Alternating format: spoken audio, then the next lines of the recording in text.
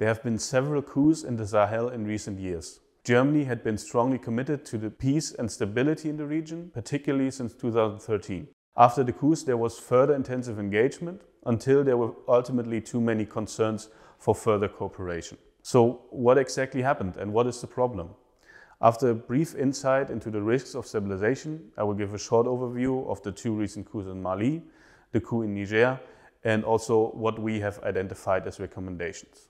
Stabilization is fundamentally a policy area in which risks must be taken into account, and simple decisions are rare in cooperation with conflict actors.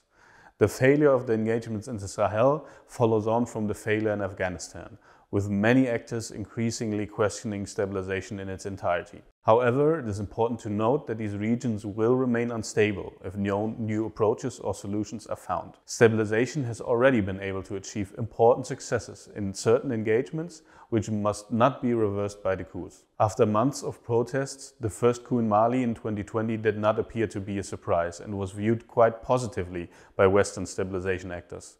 An early announcement of the transition process and the great dissatisfaction among the population with the previous governments made criticism from outside actors seem mild. But this seems like a missed opportunity. The so-called soft acceptance can be seen as the starting point for the series of coups in the Sahel. Only 9 months after the first coup, there was a coup within a coup in Mali in May 2021. Here, other military actors seized power again as they were not satisfied with the civilian government proposed in the transition. Germany quickly insisted in public statements on a resumption of the transition process, and calls for collective international pressure and consequences were made. However, an increasing division in the attitude of the Western actors was already evident here, as Germany and the Netherlands wanted to shift their focus more towards cooperation with the civilian population, while France in particular wanted to punish the new junta. However, there seemed to be a consensus on the red line of Malian security cooperation with Russia, due to which the actors vehemently minimized their involvement when it was crossed. From then on, Germany and its partners turned their focus to Niger as an assumed anchor of stability and one of the few remaining democracies in West Africa, based on the argument that stabilization was only possible with a willing partner. The coup in Niger in July 2023 ended the first democratic succession of elected presidents in the country. Mohamed Bazoum was the first democratically elected president to succeed another freely elected president. The military junta under General Tiani overthrew Bazoum and established a new military government. Since 2024 at the latest, the Sahel region has been increasingly turning away from Western partners and regional organizations such as ECOWAS. The military regimes in Mali, Burkina Faso and Niger have concluded their own security pact and are intensifying cooperation with Russia on a military and economic level.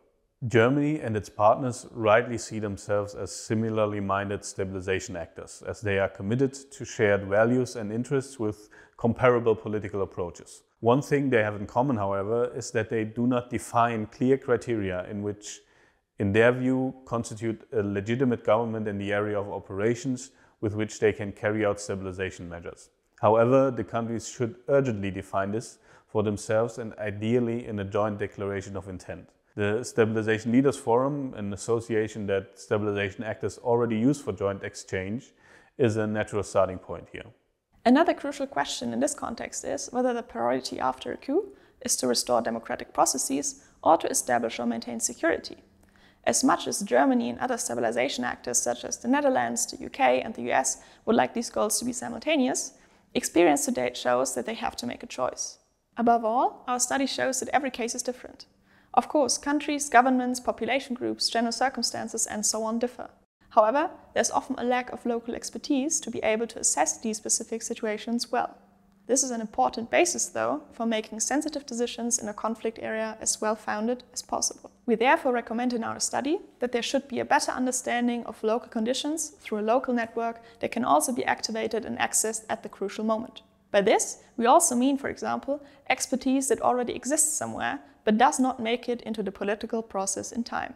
Such information and channels not only help to assess the acceptance of a coup among the population, which is often important for the German government, for example, to assess how satisfied the population is with the situation. They also generally help to do justice to the context-specific nature of stabilization measures.